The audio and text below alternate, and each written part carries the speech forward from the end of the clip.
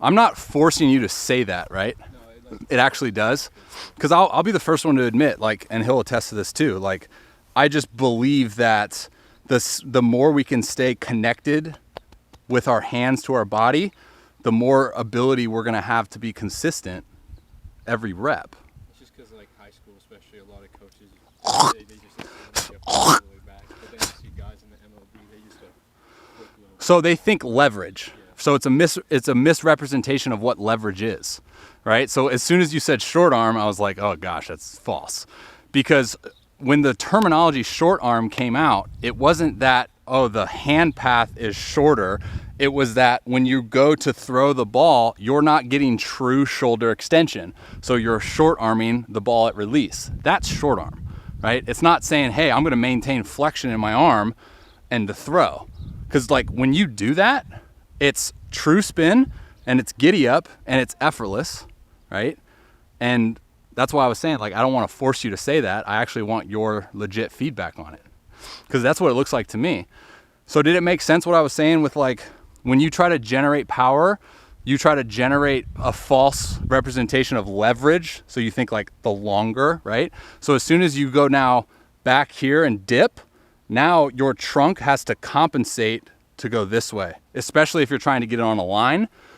But this is why I love long toss, because you do that and you throw it up, which gives you a better feeling for being down. But if you're trying to throw it on a line and you're going here to generate power and leverage, you're going to be inconsistent here. Does that make sense? Yeah, so you think more of just like a up, like just like that, just nice and easy, instead of trying to like rear back all the way here. Yeah, because to be completely honest with you, I bet you if you were to go 100% hardest rep you can do, your velocities are going to be the same, right? Or even higher on the better rep. So, I mean, that's the way that I look at it, because I think a lot of people will try to generate, like, okay, so we hear intent. So when people hear intent, they automatically sequence, like, you know, which again, it's not like bad, but the goal should be effortless, right? Like, how can we throw it hard effortless? All right, I want to do some blends with you, because remember how I mentioned in the beginning, when you went racket, you went, right? Which is a common thing with guys that do this. So I want to go blend, feet, racket, okay? Well, that's one rep. Then leg lift, racket. Put the racket down, have a ball in your mitt, and then throw it to me. Okay. We did that last week, right? Yeah. But not with the racket. Is there a ball in your mitt? Leg lift to you down there? Huh? You want me to leg lift to you down there? What is your personal favorite rep variation that gives you like, oh, that was effortless? I don't know. I feel like leg lift would be more like beneficial, because that's when you're on the bone. So it's not about beneficial, it's finding the right windows of efficiency, right? So it's hammering the reps that give us that and avoiding the reps that don't. So honestly, it's up to you, because, so just leg lift hands? Okay. You have a ball in your glove? Will you toss him that when he's done?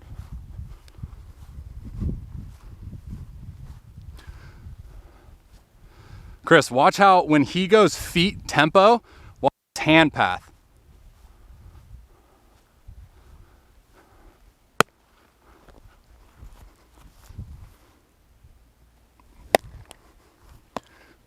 Okay, never mind. I was gonna say, I don't know why I did that. Probably just because I had a ball in my hand and I didn't know what to do with it.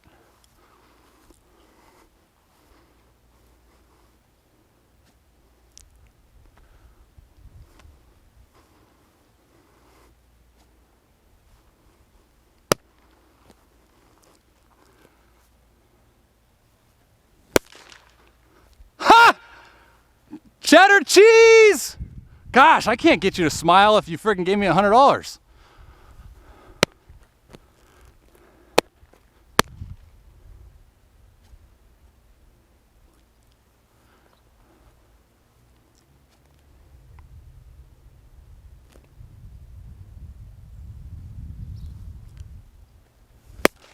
What do we got? Like, I can't read your like body language. Like I don't know if it's like, ah, yeah, or it's like, frick, that felt bad. Okay. So this is what's happening with you. Feet, tempo, okay, your hands match. Boom, stick, right?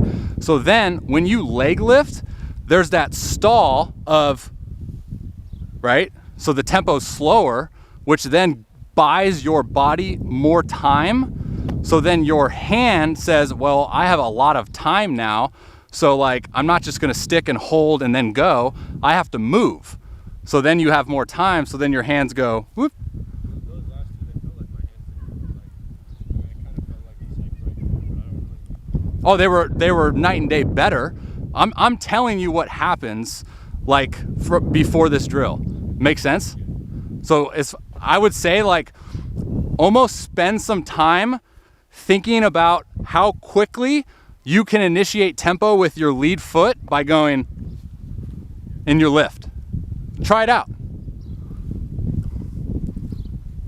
So feet, go, rack it, then rack it, leg lift tempo.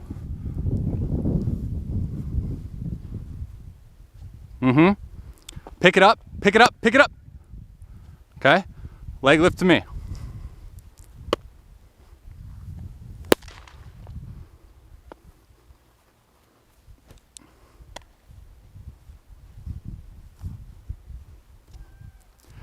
Did it feel like you were going? You're freaking riding the wave, dude. Pick it up, put it down. Pick it up, put it down. Pick it up. Okay. Breathe. Good.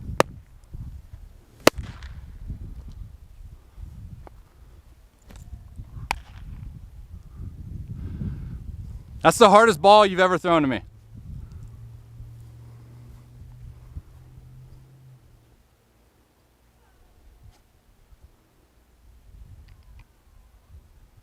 Yep. Breathe. Pick it up, put it down. Okay, got a little slower. Yeah. 100%. Pick it up. Okay, slower tempo. So it's a fine line, right? Because like, remember our first conversation today was like, hey, what kind of pitcher are you? Do you need to rip someone's head off or do you need to be slow and controlled? It's almost like you're trying to be slow and controlled, but you need to be a freaking goer, dude. Well, is it going to be like the last rep? Because the best rep is you going and then blending it with a leg lift. Because now you have that tempo. Yeah. I'm just living in your world, man.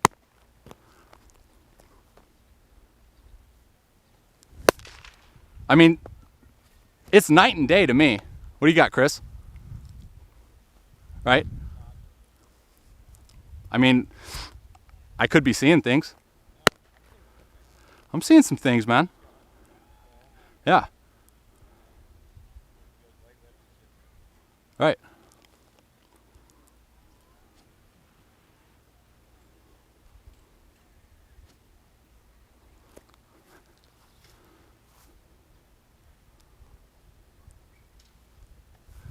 That's okay. I don't care. You also got to remember, man, like we're fighting patterns. Get a drink. We're fighting patterns that you've had for, well, how long have you been throwing a baseball?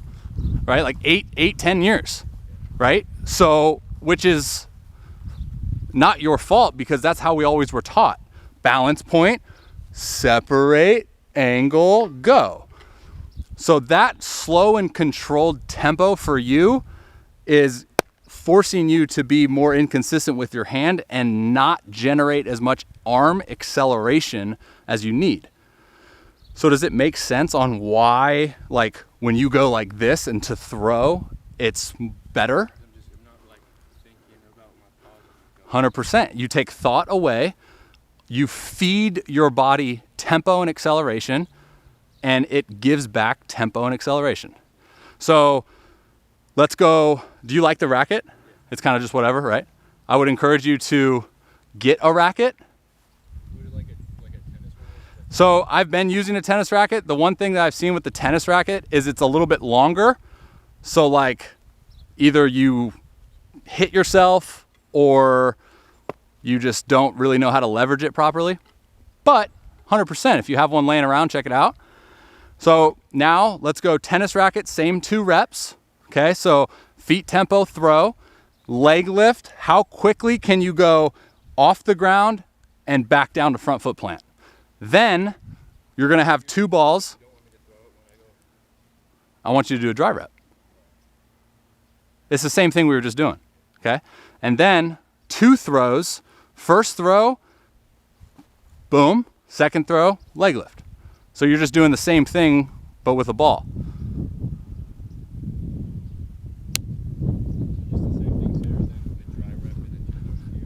So yeah, 2 dry reps, 2 throws.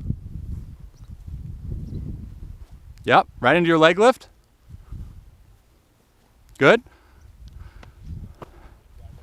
No, throw. Feet tempo. Leg lift. Good. Got a little freaking hi-ya on that one. So now it's kind of up to you, dude. Like, do you think you need the racket to get that pattern? Because I kind of think you just need this. So let's go those 2 blends on those throws, and we'll just hammer these. Feet tempo, throw. Don't let it.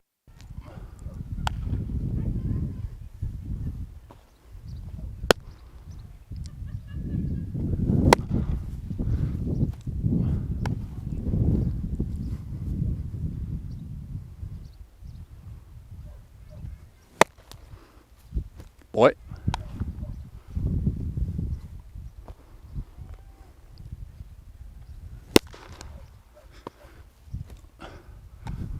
I don't hate that, dude, because like your acceleration is good and you're aggressive. Make sense? Like I take that over a restricted throw. Okay, you let up. Tired? You're 16, you better not be.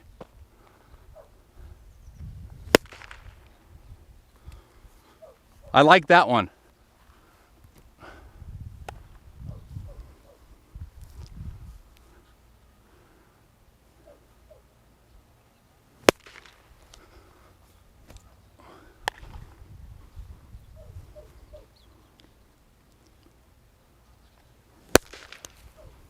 That kind of hurt my ear. Yeah, so if that's, I was gonna say like that could be another thing too that gives you kind of better input of like if you started more connected, then your initial move is gonna be connection, right? It's weird because it's like I almost feel like that motion's like too easy. You know what I mean? 100%. You're like, wait, I thought this was supposed to be hard. So with him, like yesterday, so we've been doing catcher progressions with him. So like literally he's a pitcher, he's a non-athlete. And we've just been going, hey, catch to your ear throwdowns. And that's his progression. And he's freaking money. So now, yesterday we said, hey, keep your hands high and separate right into your ear, money. So it's like everyone's going to be different for what they need and what kind of repetitions that it is that provides efficiency.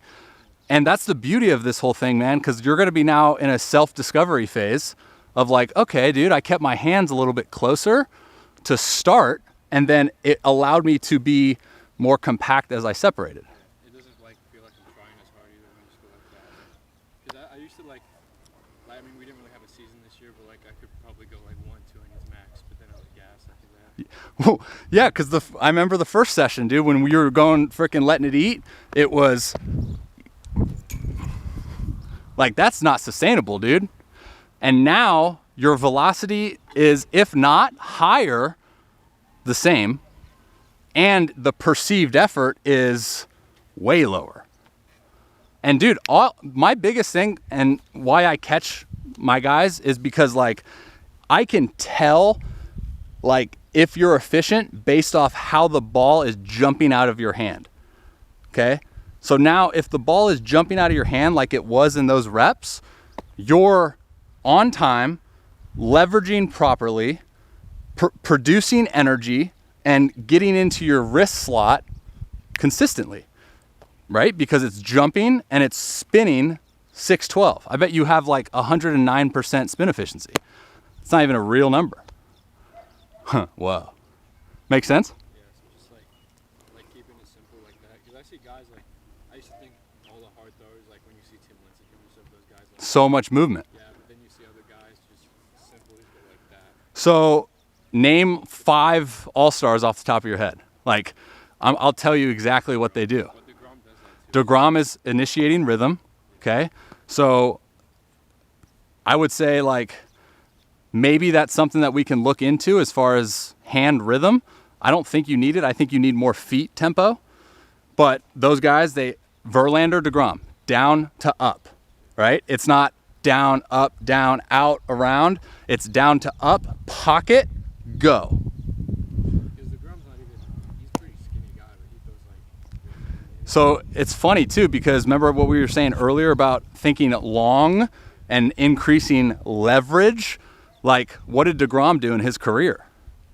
So I don't know if you know, but like when he came up, he was like, and now he's just boop, Yeah, a lot of velo when he did that too, right? up velo, freaking better changeup, better slider.